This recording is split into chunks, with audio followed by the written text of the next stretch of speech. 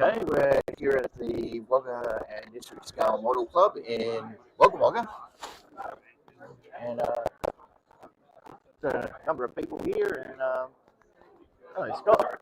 How you doing? It is. Are you speaking to the world? We possibly are. Yeah, there's a cantankerous fellow from the ACT SMS.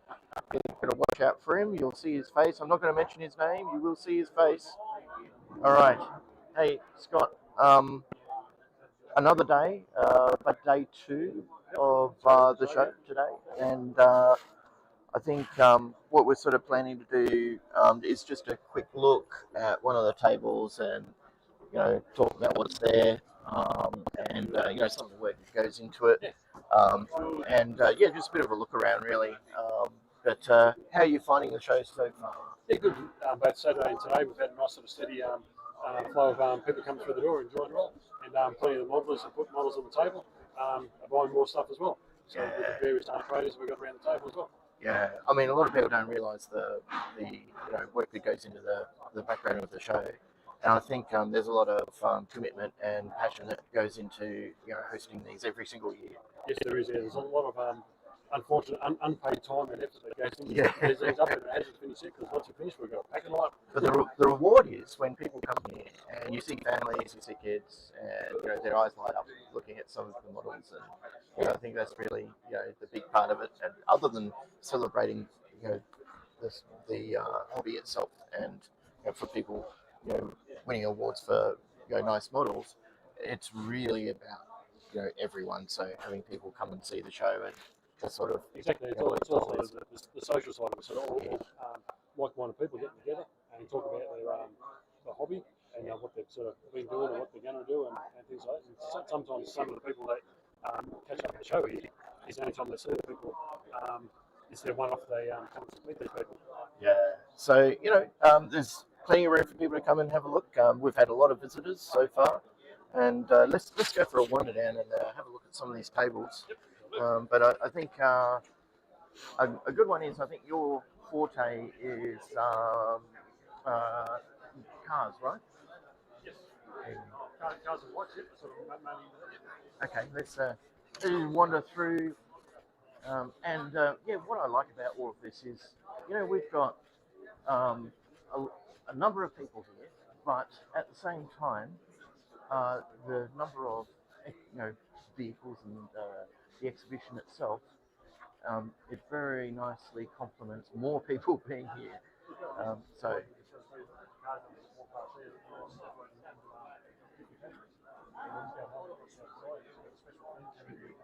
Oh yeah. Oh well, let's quickly walk over here. There's a face I've seen before. That was Ben Froling. He's from the ACT SMS. Very nice fellow. I think he was one of the hosts at last Wagga show for one of the talkback sessions with one of the modelers.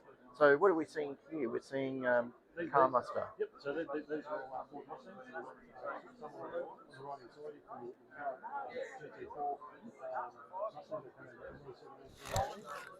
GT4 the green one over there is a replica of, or made up to be a track car of Steve McQueen's Bullet Mustang, if it was done in the current era. So it's got the California plates on the back. It's painted in the actual Bullet green paint, cleared and carbon fibre decals all over it. Wow. Like a track car. And then we've got a host of series of the older original Mustangs from your late 1960s, early 70s. Wow. This orange one here has had a lot of extra work done on the engine bay, added some wiring on for the plug leads and things like that.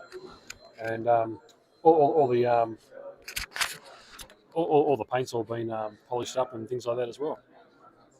Yeah, look at that. Yep. Wow, nice engine bay too. Yeah. The sort of work that goes into this to get them polished like that, I don't know if people realise, it's the paint and then sanding it back, and then it's pretty much a similar process to if actually owning a vehicle, right? Yes, and a lot of the paints that people use now actually are the same paints that you do use on your real car, and then the same process. You prime it, sand it back, spend all the time, effort, you get the better finish. And the one we're looking at now, the grey one with the black stripes, that's a replica of Eleanor from the movie Gone in 60 Seconds. Yeah. I mean, people have different tastes. I personally liked that movie. I thought it was a lot of fun. Maybe you got to suspend a little bit of disbelief, but certainly when Eleanor goes flying through the air and lands, and it's got a little bit of damage, but not the sort of damage you would expect. You'd think you'd have a completely cracked frame and all of that sort of thing. But nonetheless, the movie was a lot of fun, and I think it brought that car to the fore, didn't it? It made it more. People were more aware about Eleanor after that, and Shelby, for that matter. And then some of these are just the normal Mustangs. Others are the Shelby Mustang, which is sort of was the motorsport performance arm of the Mustang back in that era. And then up the back there, the big blue one, that's just the bigger scale of a one from 2010. So that's like a 1/12 scale.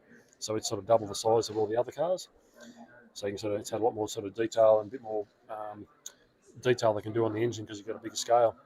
I won't just walk around Barry here. Just be careful. Yeah, there we go. All right. Yeah, just give viewers just a little bit of a closer look, slightly closer look. Yeah, that's very nice. What goes into judging these? How do you tell? I mean, all of these, the sort of work that goes into them is amazing. But I imagine, can be a bit of a tough choice. Yes. Considering all the topics and. Yes. It doesn't matter what category it was this year, and like all previous years, all the judging is very, very tough. A lot of the categories, and probably in fact nearly all the categories, are actually coming down to sort of splitting hairs between them. They're that close to picking the best model. And there's basically 4 categories that we look at: construction, detail, extra effort, and realism. And each of those is sort of scored out of 10, and then added up, and then it gives you a score. Wow. Okay. Wow. So, is it something that takes a long time? I think, from what I've seen, you split up into groups, don't you? So you have, X number of people that are helping with the judging, and you've got the scorecards, and you run through and you have a look at, tick things off. Okay, is it straight? Is it clean? Is it the right color? Is it sort of from a but of course, it's subjective sometimes, isn't it? It's like sometimes there isn't something in a category, but it just happens to be extremely good. Yes, that's right. Yeah, so each category has a few other sort of subcategories within that. So basically, like your construction, we look at things like has the modeler removed any sort of seam lines? Is there any mix on sort of that haven't they cleaned the part off properly? Just the basic construction. There any glue marks on the windows and things like that. Paint and finish. Have they? Is there any sort of sanding? If they're sort of sanded it, is there any sort of sanding marks, scratches, or blemishes in the paint? And things like that can vary the way you score the model. Yeah, it's all about fairness and trying to recognise people correctly for the amount of effort. But it's so hard sometimes. You have people that might have someone that might have worked on something for a year, and they did a really, really good job, and someone else who worked on theirs for 2 months, but the 2 months one is technically a better job. I guess there are different levels of skill, different categorizations where people put things into, but a lot of that's all thought about during the judging process as well. It is, yeah, and it depends on the model. It's just because, say, someone spent more time on the model doesn't mean to say that it is a better model than someone else that's maybe spent less time in the model. Every individual has their own way or critique themselves the way they build the model. Some people can build very, very quickly at a very high standard. Others can take a lot more time. And obviously, if you have a lot more detail in the model, they can take a lot more time as well. And it just comes down to you get out of what you put in it. And as long as the model is happy with their own model, that's all that counts. Scott, it's an absolute pleasure talking to you. It's good to see the show every single year. And, I know that, from being here a few times now, every single time I see the effort that people put in, and it's a lot to organise. It's great. You're one of the organisers. Yep. It's great. got to say a big thank you. And yeah, I'm just going to do a little bit of a wander now and just have a look at some of the other tables. But yeah, thanks for that. And you just sort of give you your time back. Yep. And just a bit of a shout out there to all our sponsors there that have helped out to put the show on. So I've got a piece of paper here. I might just focus on it. So some of them supplied other rewards or prizes for the show, or to help put the event on in various ways. So thanks to all those sponsors and traders and that, their support is much as appreciated every year, as always. That's awesome. Yeah, it really is a community effort. But all the ties that we've got, everyone's helping each other, and still the core effort is yours. And commendable each year. Absolutely, as I say, fantastic talking with you. And thanks to those sponsors. Yeah. All right. Thanks very much. Thank you, Scott. And look, I'll see you next year as well. Definitely. It's worth the trip here. I'm scrolling around now, and there's just so much more. Like, I said this yesterday. I say it again. I keep repeating it. And sorry to the audience who has heard this before, but it's on the off chance that you haven't heard it before. If you're not here, you're sort of missing out. Yes, you are. This is a live stream, and yes, you can see a lot that's here, but actually coming here, it's only a small fee. Bringing your family, having a look, doesn't take long, and I think I've seen kids' eyes light up when they're here. As I said, they just walk in, it's like, oh wow, and it's like that's worth it. That's absolutely worth it. It's still open for another couple of hours, and sort of 3 o'clock we'll have a presentation for all the awards, and then it's pack up after that. Right. Okay. Thanks, Scott. No, thank you. Yeah. Have a good afternoon. Yeah. Yep. Okay. Hello, Peter. G'day. What's going on? Well, I thought I'll come and say hello. I'm Peter from the ACT Scale Model Society. Between Tristan and I, we've been the team that actually brought in Livestream and trying to work through some technical difficulties. And thanks for some of the feedback we got so far. But I'm not sure whether it was suggested earlier that you wanted to, Tristan, you wanted to me to show some of what I thought was highlights. Well, yeah. I mean, we've got lots right here on the tables. So let's come over here. And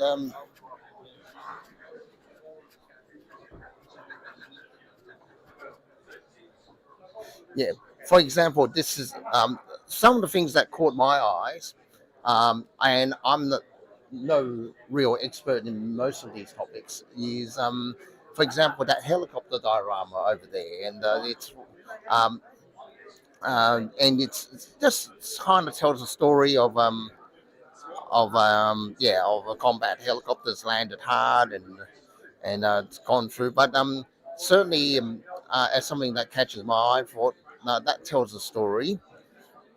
And we might also slowly switch over the submarine as well. That's actually a seaward submarine breaching the surface. If any of you are fans of the Hunt for Red October, this would be a very familiar scene to you as well. And I just thought that told a very nice story as a model. So that's hard to do, isn't it? To get C like really well done. Yeah, and I just thought, well, it's a piece that if it was on my model shelf, I'd be very proud of it. But unfortunately, it's not mine. I'm going to also suggest a good look at the Red Baron that's there as well. So and that the Red Baron last flight scene is a story that perhaps I have a personal view of. In fact, that's almost like a 72nd scale version of the 1:1 scale display that Peter Jackson put in his museum over at Blenheim. So if you're ever over at Blenheim, New Zealand, at the Air Museum there, you'll actually see a full-size replica of this scene. And Looks like they're tearing parts off it. well, they're souveniring of it.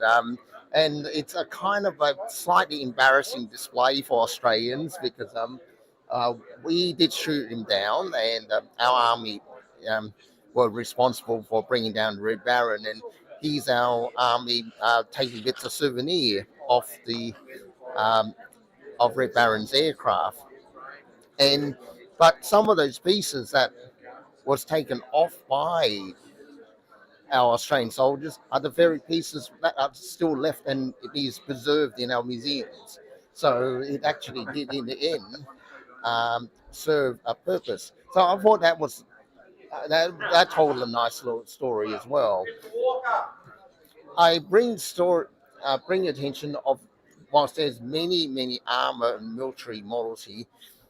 This is one from member one our club as well. The gun carriage here, and that certainly is a spectacular piece of work. And I've thought I've drawn some extra attention to it, other than well, slightly biased because I know the person that built it, but at the same time I just know he does spectacular work, and makes me just envious in the sense that I couldn't do anything like this. And yeah, if you have a good look, it's a wonderfully lifelike piece of work. And I thought, given that I have the camera for a few minutes, that's one of the pieces I would like to show people at the show. Yeah, so we might just slowly walk around this table, and we'll spend just perhaps a few more minutes showing some of the Yeah, no, highlights. it's good to hear your insights, Peter. Yeah, and we'll swing around. Yeah, and we got some nice 30-second scale aircraft. First of all, you got that Focke 190, and it's a beautiful piece of work, and I've got certainly a soft spot for Focke 190 A's there. I don't know which kit it was built from. There's a possibility it could have been from a Sukemura kit, but it could be actually probably unlikely to be a Sukemura kit because the current Sukemura kit is an A4 variant and this is an A6 variant. So it may have been built with one of the other kits. Were a lot of work on aftermarket stuff and things like that. Superb paintwork. Yeah, and next to them is also a couple models from one of the ACD scale modeler members. He does specialize on 30-second scale World War One. Of course, big fan of wing up wing kits, and he makes the best of those. I think I know who you're talking about. Yeah, and Yes. especially the simulated wood grain on the softwood camel that's on the right. I think most people wouldn't be able to tell that, in fact, those parts are plastic. A little hard to see on the video, It is but you do see in real life. They look like absolutely terrific, fine lacquered wooden struts rather than injection mold plastic. And as we sort of wander through and just take a casual look through, there are just some spectacular helicopters and things. But we will just slowly head perhaps over towards the main car area. And perhaps we'll make a brief stop here just to show off a couple of airliners because, well, that's actually my area of specialization, and it's great to see a couple of airliners here being represented because we don't see too many airliners in any competition of any size. Yeah, I've noticed that. I mean, I've seen yours. I mean, you've been you've done airliners for years and years. Okay, so what I'm going to ask Tristan slowly move towards the car afterwards, and we'll rejoin. Believe it or not, I'm actually running the technical background of the studios, and I just want to double check on that. So I'll be back in about 30 seconds. Okay.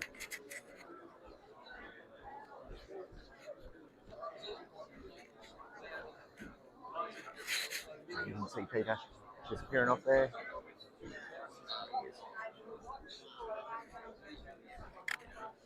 We're still running, right? Okay. We are still running, but I just Let's head this way. Yeah. Yeah, we'll make a brief stop here as well. This is a special theme competition for the Normandy 80 years anniversary. So this is all to do with the D-Day and Normandy invasion to liberate Europe. And we got a few entries here, including one from the other side at the receiving end of it, which are the Germans, of course. Oh, okay. Is that this one? Yeah, so yeah, the other three were dishing it out, and one were on the receiving end, and Right. Fortunately for the free will, they did not receive that all too well. Well, that's actually, oh wow, that's a beautiful diorama though. Yeah. What amazing work. I always have the soft spot for the 88 millimeter, the flak 88, and they always look good on any diorama. Those.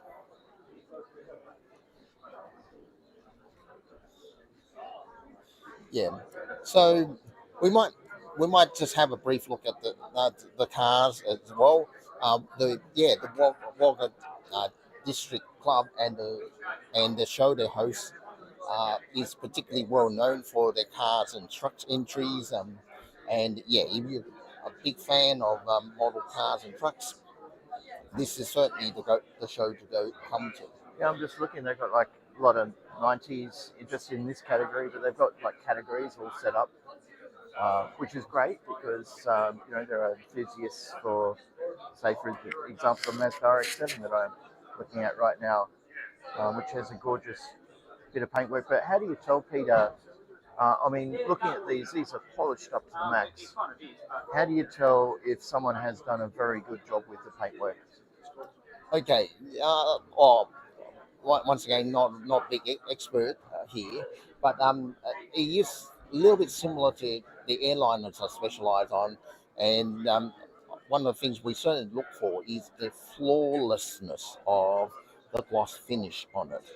And with some of these cars, the gloss is so deep that you think it's like a pool of water you can dive into. Yeah. So absolutely perfect. Also, like just I don't know if it translates here, but like the color here, this is a color shifting, between purple and red. And that's right, and I think the camera is showing that very well at the moment, because people do these sort of pearlescent finishes on real cars. Well, guess what? In models, we've got to reproduce that in 1/24 scale. I'm going to point out a couple of cars here. In particular, the Evo Lancer X, which has got some very nice touches on the paintwork. Oh, wow. Okay, yeah, we can see that is definitely bending, right? If you sort of try to lower that camera a little bit to see it a little bit more side on, that's actually gives you some idea of the paintwork that's on it. Yeah, wow. Yeah. And just moving across to the Toyota Crown, that's a little bit further up. And I'm going to say that is a car, the color, I would not be caught dead on in. Yeah. It's sort of like I don't know, it's weird. It's got like a pinky sort of red, I guess. Yeah, I think it's a color that Barbie would be proud of, but no. Well, so certainly there would be some people that would, absolutely say, "Oh, this is drop dead gorgeous," and okay, be everyone in it. But well, personal preference, right? Well, each do their own. I would say, but anyway. So we'll just have really quick walk around. For those. Yeah, and I'm literally perhaps pointing out to Tristan anything that particularly catches my eyes. And I think this Audi is a nice, very nice job, a combination of decals and paintwork. The paint and the decal flow very seamlessly. You do not see a separation between those areas, and that's actually very hard to do. So if you're seeing this in real life, you appreciate that fact that the, the decals and the paintwork is seamless on it. And knowing from my experience with airliners, trying to apply those decals on those complicated surfaces and make them lay flat is certainly the stuff nightmares are made of.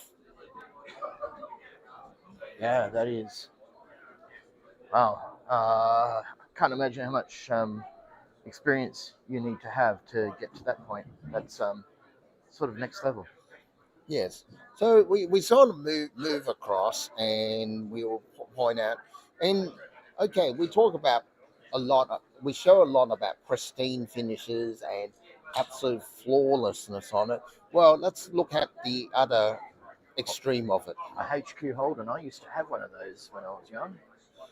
Oh, well, yeah, but certainly not like this, I hope. No, not quite. That's Okay. yeah.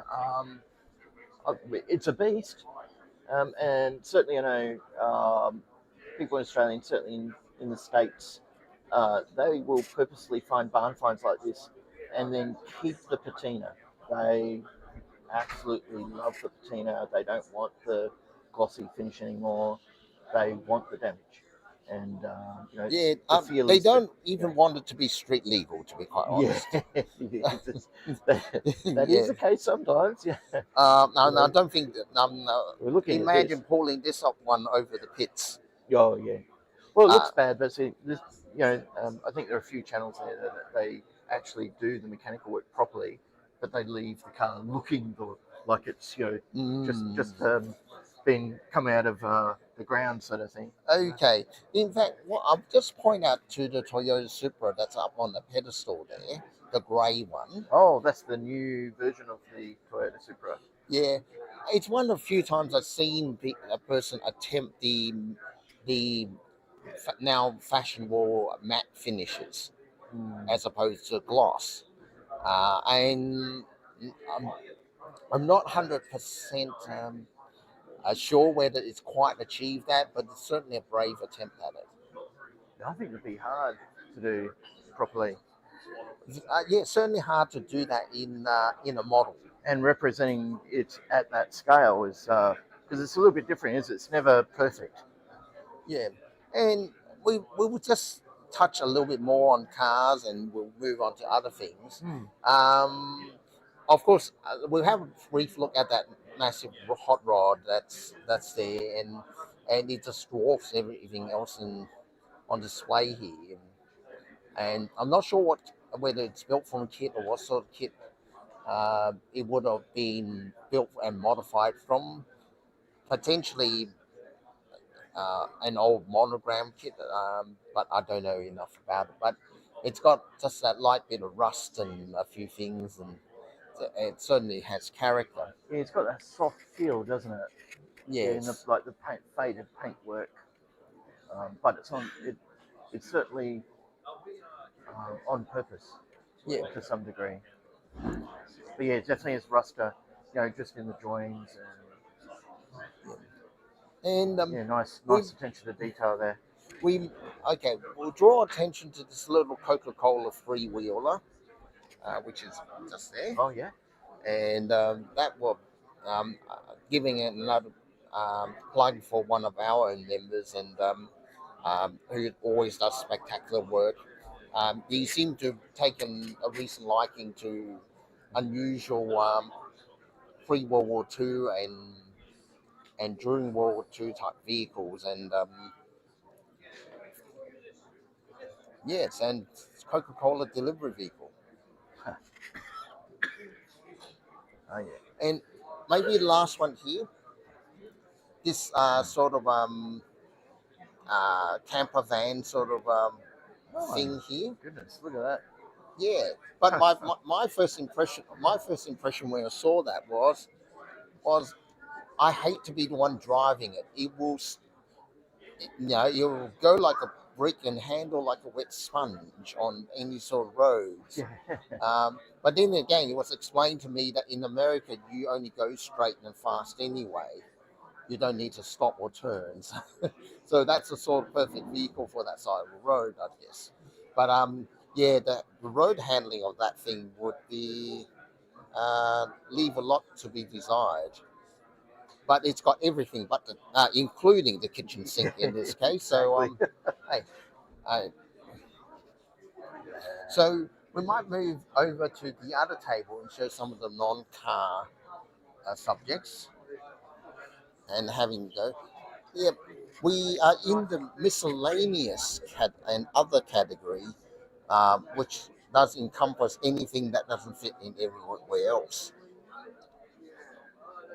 And one of the more unusual displays is, in fact, the framed Spitfire in front of us, using the instruction sheet as the background. The model is completely painted and deckled without the parts actually being removed from the runners.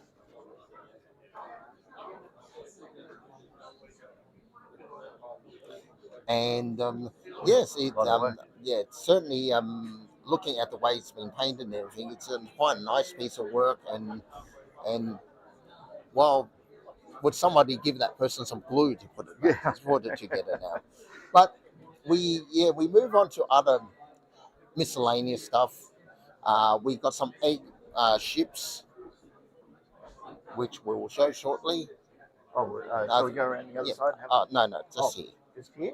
Yep. Oh, okay. Yeah, we were just talking about egg ships. Egg ships. Yes. Yes. And they are fantastically detailed. Those nice sea bases on it. And we move on to some egg planes. And we might slowly swing it around the back of the light grey one, because it's hatching an M1 Abrams tank. I'll see if I can do it, but it's a little bit tricky. Yeah, let's see. It's a little bit tricky, but you can probably just manage to catch it. Yes. Yeah, it's literally hatching a tank. Wow. Yeah. The creativity. Okay, and we sort of swing around, and another more unusual figure is Grogu. I think it was from the Mandalorian. Mandalorian, yeah. Mandalorian? Yeah, where Grogu's eating frogs all the time. Yes. So one of his favourite bits of food. That's okay. Frogs. We snack on different things, and we got some display of some figures as well. So and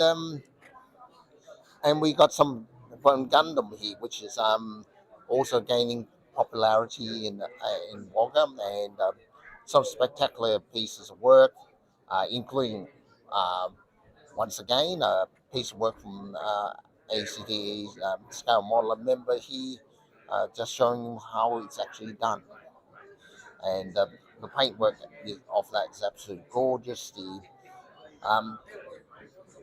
What the Wagga Club should do is get this person signed up and do some cars like this. Yeah, exactly. Yes, because she's certainly in a good position to show them how to paint it. And we move on to others and dioramas as well as ships. And a very unusual diorama is milk delivered differently. And yes, we got some very early age robots and hover cars delivering milk, and even a cow wearing a set of artificial reality headset. Someone has imagination. Yes, sure. most certainly. That's fantastic. Something very different. Yeah. Typically, we don't yeah, you don't get a lot of ships in competition like this, but at least we got a handful of good ones representing here. So, uh, so we and not being an expert on too many of those, but the red and white stripes in front of this particular cruiser just adds a lot of life to something that otherwise looks very dreary and drab, but spectacularly detailed nevertheless.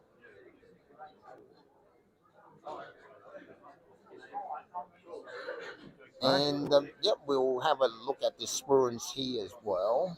And once again, very well, warships are very drab, but it's got lots of subtlety here.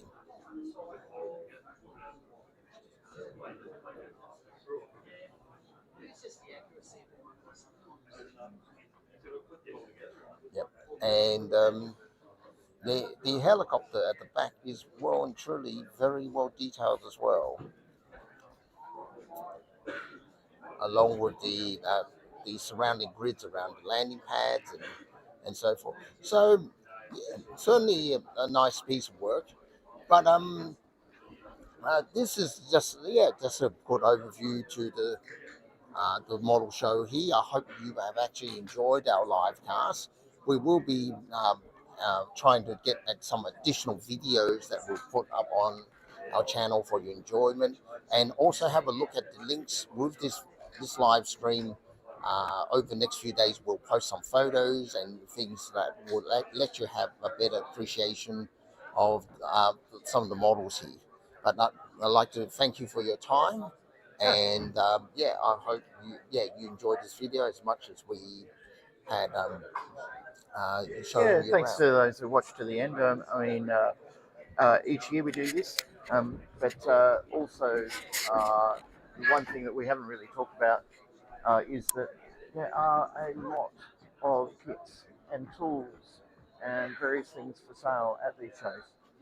So, there's lots to choose from, and we are looking forward to the next show as well. So, I'm Tristan, and yeah, look, thanks everyone for watching, and we'll catch you next time.